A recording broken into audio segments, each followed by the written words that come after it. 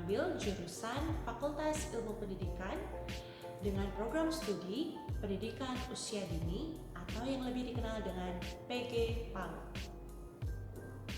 Saya diberikan tugas oleh para dosen untuk membuat video pembelajaran sebagai syarat nilai ujian tengah semester. Di video ini, saya akan membahas topik yang sudah kami pelajari lewat mata kuliah Bahasa Indonesia dengan dosen pengampu Ibu Wening Rahayu, SSMPD. Adapun topik tersebut mengenai ragam bahasa. Namun, sebelum saya melanjutkan video pembelajaran ini, jangan lupa untuk ikuti seri-seri video pembelajaran selanjutnya dengan cara klik tombol subscribe di bawah ini dan tolong berikan like pada video ini dan juga bagikan ke teman-teman kalian karena informasi yang ada di video ini itu sangat berguna sekali untuk kalian dan akan menambah pengetahuan kalian. Baik, sekarang saya akan lanjutkan ya pembahasan mengenai ragam bahasa. Apa itu ragam bahasa? Berikut penjelasan atau pengertian mengenai ragam bahasa. Pengertian ragam bahasa adalah variasi bahasa menurut pemakaian yang berbeda-beda menurut topik yang dibicarakan, menurut hubungan pembicara, kawan bicara, orang yang dibicarakan, serta menurut medium pembicara atau penutur.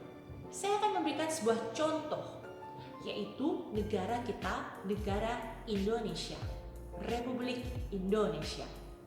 Di negara kita terdapat banyak sekali suku bangsa. Ada lebih dari 1.300 suku bangsa di negara ini. Dan setiap suku bangsa mempunyai bahasa daerah masing-masing. Itu akan menjadi sebuah kendala bagi setiap penduduk untuk saling berkomunikasi satu sama lain.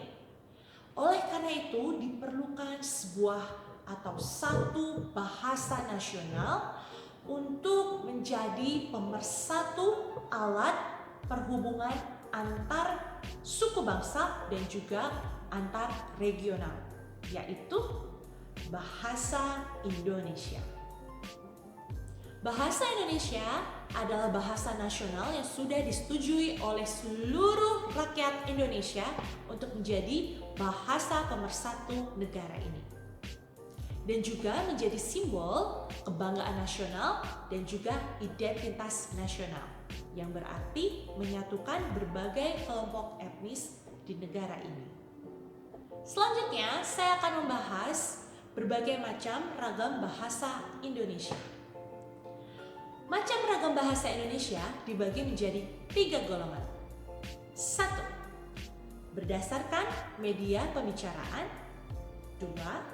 Berdasarkan hubungan sosial antar pembicara atau penutur. Dan yang ketiga, berdasarkan topik pembicaraan. Ditinjau dari media atau sarana yang digunakan untuk menghasilkan bahasa, ragam bahasa Indonesia terdiri dari 2, yakni 1. Ragam bahasa lisan dan yang kedua, ragam bahasa tulis. Ragam lisan. Ragam bahasa baku lisan didukung oleh situasi pemakaian sehingga kemungkinan besar terjadi pelesapan kalimat. Namun, hal itu tidak mengurangi ciri kebakuannya. Walaupun demikian, ketepatan dalam pilihan kata dan bentuk kata serta kelengkapan unsur-unsur di dalam struktur kalimat tidak menjadi ciri kebakuan dalam ragam baku lisan karena situasi dan kondisi pembicaraan menjadi pendukung di dalam memahami makna gagasan yang disampaikan secara lisan. Berikut ciri-ciri ragam lisan. 1. Memerlukan orang kedua atau teman bicara. Kalian tidak bisa melakukannya sendiri. Kalian perlu teman bicara untuk melakukannya. 2. Tergantung situasi, kondisi, ruang, dan waktu. 3. Tidak harus memperhatikan unsur gramatikal, hanya perlu intonasi serta bahasa tubuh. Seperti yang saya lakukan saat ini. 4. Berlangsung cepat. 5. sering dapat berlangsung tanpa alat bantu. 6. Kesalahan dapat langsung dikoreksi. 7. Dapat dibantu dengan gerak tubuh dan mimik wajah serta intonasi. Berikutnya adalah ragam tulis. Dalam penggunaan ragam bahasa baku tulis, makna kalimat yang diungkapkannya tidak ditunjang oleh situasi pemakaian.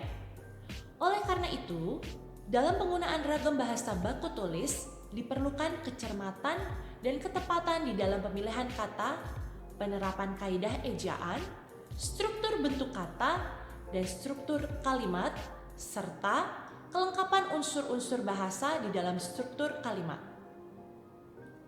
Adapun ciri-ciri ragam tulis sebagai berikut. Tidak memerlukan orang kedua atau teman bicara. Kalian bisa melakukannya sendiri tanpa ada teman bicara.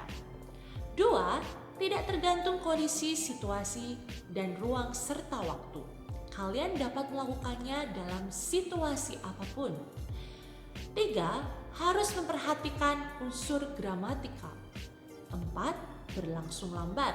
Itu dikarenakan kalian membutuhkan proses yang cukup panjang untuk menyelesaikan ragam tulis tersebut.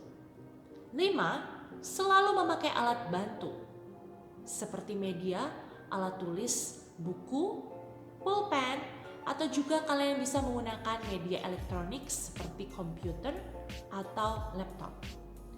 6. Kesalahan tidak dapat langsung dikoreksi. 7. Tidak dapat dibantu dengan gerak tubuh atau mimik muka, hanya terbantu dengan tanda baca. Karena hal itu semuanya tertuang dalam bentuk tulisan.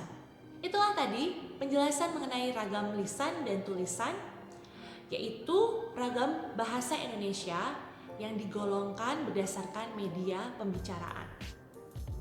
Selanjutnya adalah ragam bahasa Indonesia yang berdasarkan cara pandang penutur atau pembicara. Berdasarkan cara pandang penutur, ragam bahasa Indonesia terdiri dari ragam dialek, ragam terpelajar, ragam resmi, dan ragam tidak resmi. Lalu untuk golongan ketiga, ragam bahasa Indonesia berdasarkan topik pembicaraan.